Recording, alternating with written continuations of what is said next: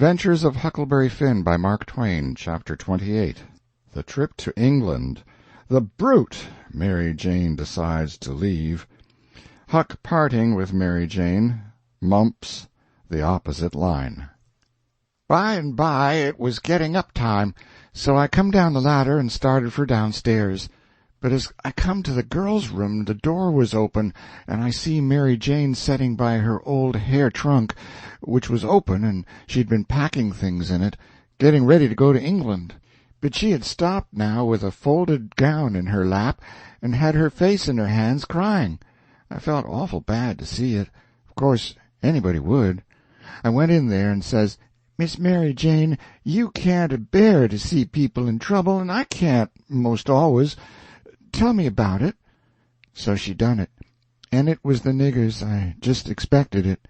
She said the beautiful trip to England was most about spoiled for her. She didn't know how she was ever going to be happy there, knowing the mother and the children weren't ever going to see each other no more, and then busted out bitterer than ever and flung up her hands and says, "Oh, dear, dear, to think they ain't ever going to see each other any more." "But they will, and inside of 2 weeks, and I know it," says I. Laws, it was out before I could think. And before I could budge, she throws her arms around my neck and told me to say it again, say it again, say it again. I see I had spoke too sudden and said too much and was in a close place. I asked her to let me think a minute, and she sat there, very impatient and excited and handsome, but looking kind of happy and eased up, like a person that's had a tooth pulled out. So I went to studying it out. I says to myself, I reckon a body that ups and tells the truth when he is in a tight place is taking considerable many risks, though I ain't had no experience and can't say for certain. But it looks so to me, anyway. And yet here's a case where I'm blessed if it don't look to me like the truth is better and actually safer than a lie. I must lay it by in my mind and think it over some time or other. It's so kind of strange and unregular. I never seen nothing like it. Well, I says to myself at last, I'm a-going to chance it. I'll up and tell the truth this time, though it does seem most like setting down on a keg of powder and touching it off just to see where you'll go to. And then I says, "Miss Mary Jane, is there any place out of town a little ways where you could go and stay 3 or 4 days?" "Yes, Mr. Lothrop's. Why?" "Never mind why yet. If I'll tell you how I know the niggers will see each other again inside of 2 weeks, here in this house, and prove how I know it, will you go to Mr. Lothrop's and stay 4 days?" "4 days," she says. "I'll stay a year." "All right," I says. "I don't want nothing more out of you than just your word. I'd rather have it than another man's kiss the Bible." She smiled and reddened up very sweet, and I says, "If you don't mind it, I'll shut the door and bolt it." Then I come back and set down again and says, "Don't you holler.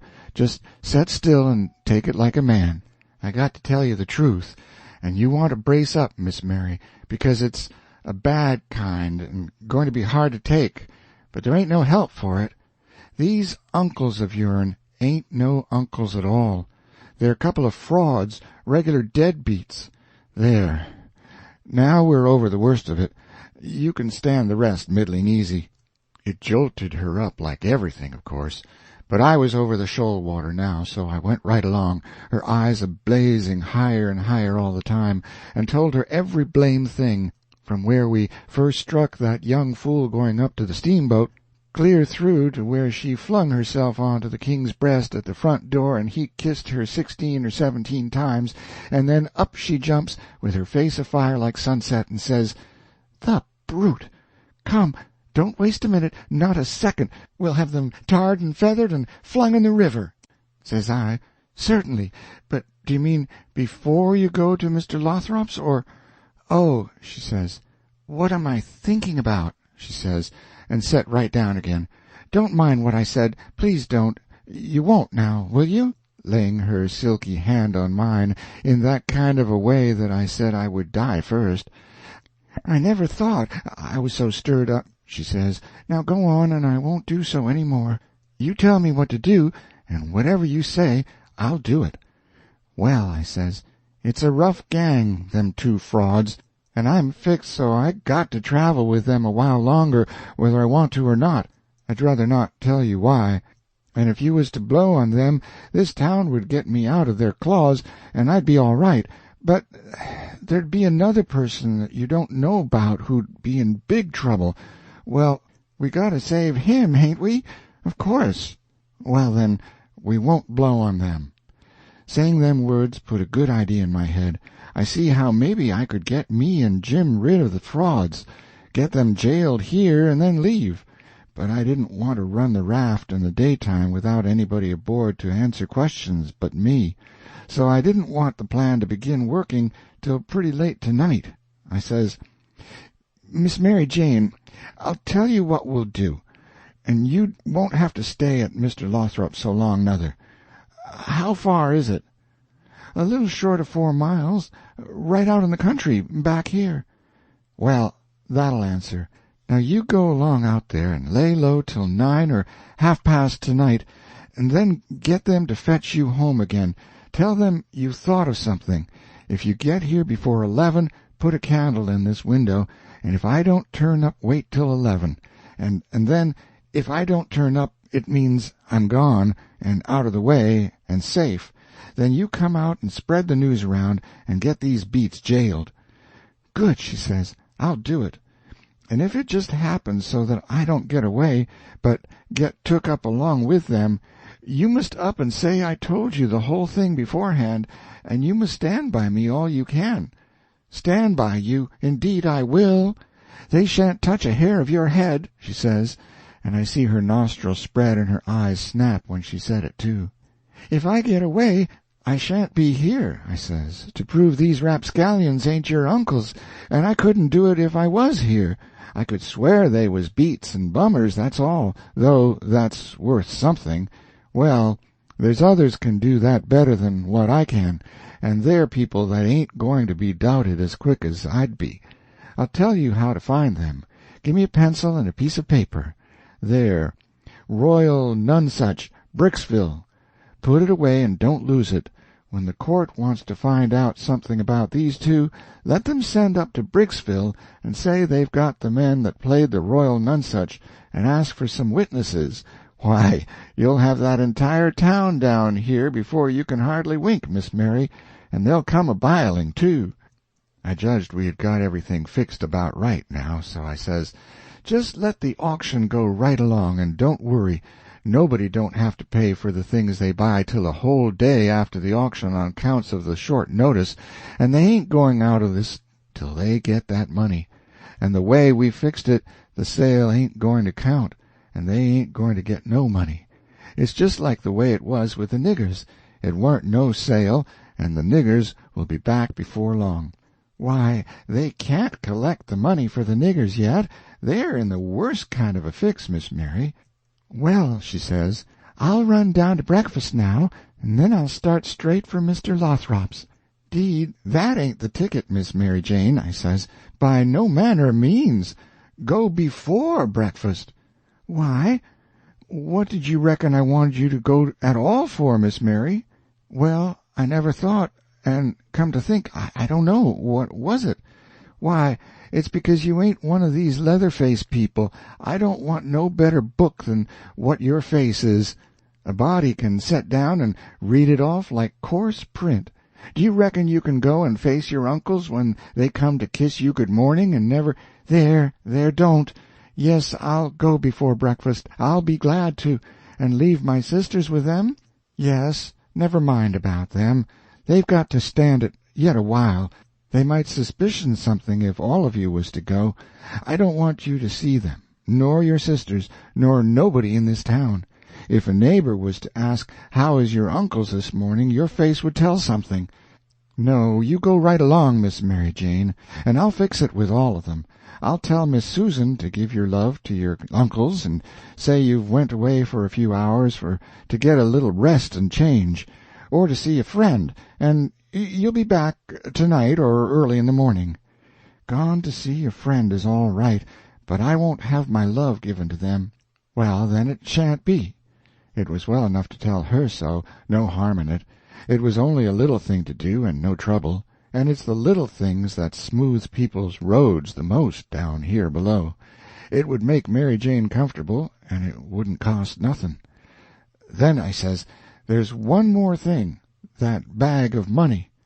Well, they've got that, and it makes me feel pretty silly to think how they got it. No, you're out there. They hain't got it. Why, who's got it? I wish I knowed, but I don't. I had it because I stole it from them, and I stole it to give to you, and I know where I hid it, but I'm afraid it ain't there no more. I'm awful sorry, Miss Mary Jane. I'm just as sorry as I can be, but I done the best I could, I did, honest. I come nigh getting caught, and I had to shove it into the first place I come to and run, and it warn't a good place. Oh, stop blaming yourself. It's too bad to do it, and I won't allow it. You couldn't help it. It wasn't your fault. Where did you hide it? I didn't want to set her to thinking about her troubles again, and I couldn't seem to get my mouth to tell her what would make her see that corpse laying in the coffin with that bag of money on his stomach. So for a minute I didn't say nothing. Then I says, I'd rather not tell you where I put it, Miss Mary Jane, if you don't mind letting me off, but I'll write it out for you on a piece of paper, and you can read it along the road to Mr. Lothrop's if you want to. Do you reckon that'll do? Oh, yes. So I wrote, I put it in the coffin. It was in there when you was crying there away in the night. I was behind the door, and I was mighty sorry for you, Miss Mary Jane. It made my eyes water a little to remember her crying there all by herself in the night, and them devils laying there right under her own roof, shaming her and robbing her, and when I folded it up and give it to her, I see the water come into her eyes, too, and she shook me by the hand hard and says, Good-bye. I'm going to do everything just as you've told me, and if I don't ever see you again, I shan't ever forget you, and I'll think of you a many and a many a time, and I'll pray for you, too. And she was gone. Pray for me. I reckoned if she knowed me, she'd take a job that was more nearer her size. But I bet she done it, just the same. She was just that kind. She had the grit to pray for Judas, if she took the notion. There weren't no back down to her, I judge. You may say what you want to, but in my opinion she had more sand in her than any girl I ever see. In my opinion she was just full of sand. It sounds like flattery, but it ain't no flattery. And when it comes to beauty, and goodness, too, she lays over them all. I ain't ever seen her since that time I see her go out of that door. No, I ain't ever seen her since, but I reckon I've thought of her a many and a many a million times, and of her saying she would pray for me, and if ever I'd a thought it would do any good for me to pray for her, blamed if I wouldn't a done it or bust. Well, Mary Jane she lit out the back way, I reckon, because nobody see her go. When I struck Susan and the hare-lip, I says, What's the name of them people over on t'other side of the river that you all goes to see sometimes? They says, There's several, but it's the Proctors mainly. That's the name, I says. I most forgot it. Well, Miss Mary Jane, she told me to tell you she's gone over there in a dreadful hurry. One of them's sick. Which one? I don't know. Leastways, I kind of forget. But I think it's, sakes alive, I hope it ain't Hanner. I'm sorry to say it, I says, but Hanner's the very one. My goodness, and she's so well only last week. Is she took bad? It ain't no name for it. They set up with her all night, Miss Mary Jane said, and they don't think she'll last many hours. Only think of that, now. What's the matter with her? I couldn't think of anything reasonable right off that way, so I says, Mumps. Mumps, your granny. They don't set up with people that's got the mumps. They don't they? You better bet they do with these mumps. These mumps is different. It's a new kind, Miss Mary Jane said. How's it a new kind? Because it's mixed up with other things. What other things? Well, measles and whooping cough. and erysipelas, and consumption, and yaller janders, and brain fever, and I don't know what all. My land, and they call it the mumps? That's what Miss Mary Jane said. Well, what in the nation do they call it the mumps for? Why, because it is the mumps. That's what it starts with. Well, there ain't no sense in it. A body might stump his toe and take pison and fall down the well and break his neck and bust his brains out, and somebody come along and ask what killed him, and some numbskull up and says, why, he stumped his toe. Would there be any sense in that? No. And then there ain't no sense in this, nother.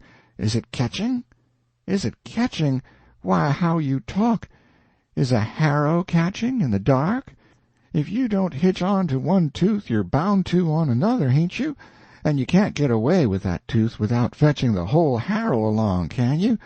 Well, these kind of mumps is a kind of a harrow, as you may say, and it ain't no slouch of a harrow nother, you come to get it hitched on good.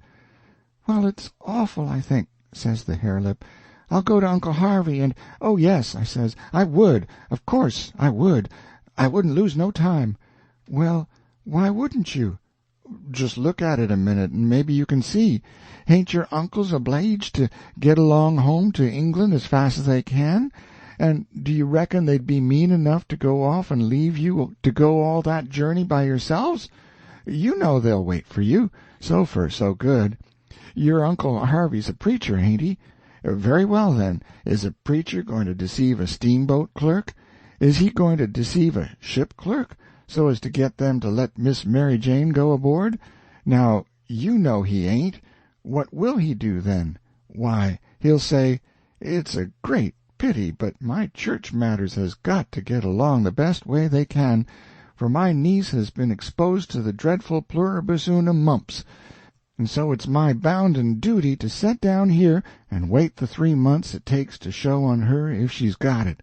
But never mind if you think it's best to tell your Uncle Harvey. Shucks, and stay fooling around here when we could all be having good times in England whilst we was waiting to find out whether Mary Jane's got it or not? Why, you talk like a muggins. Well, anyway, maybe you'd better tell some of the neighbors. Listen at that, now. You do beat all for natural stupidness. Can't you see that they'd go and tell? There ain't no way but just to not tell anybody at all. Well, maybe you're right. Yes, I judge you are right. But I reckon we ought to tell Uncle Harvey she's gone out a while anyway, so he won't be uneasy about her?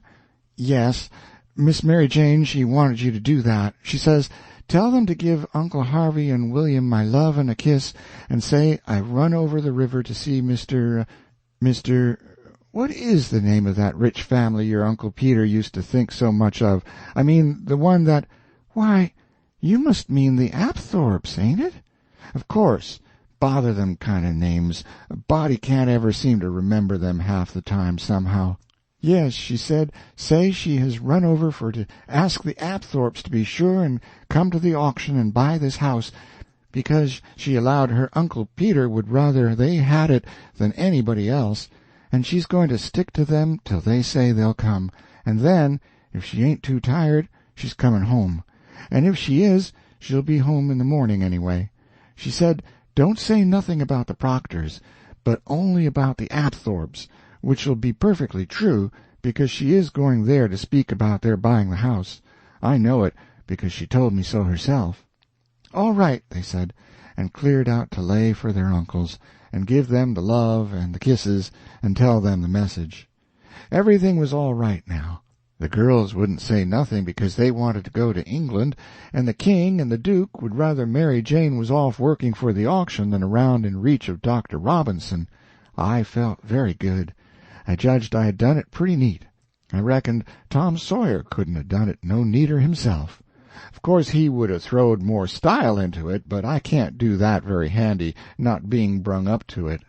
Well, they held the auction in the public square along toward the end of the afternoon, and it strung along, and the old man he was on hand and looking his level pisonest, up there alongside of the auctioneer, and chipping in a little scripture now and then, or a little goody-goody saying of some kind, and the Duke he was around goo-gooing for sympathy all he knowed how, and just spreading himself generally.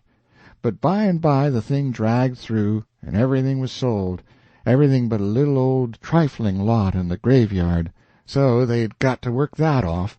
I never see such a giraffe as the king was for wanting to swallow everything. Well, whilst they was at it, a steamboat landed, and in about 2 minutes up comes a crowd a-whooping and a-yelling and laughing and carrying on and singing out, "Here's your opposition line! Here's your 2 sets of heirs to old Peter Wilkes, and you pays your money and you takes your choice." End of chapter 28.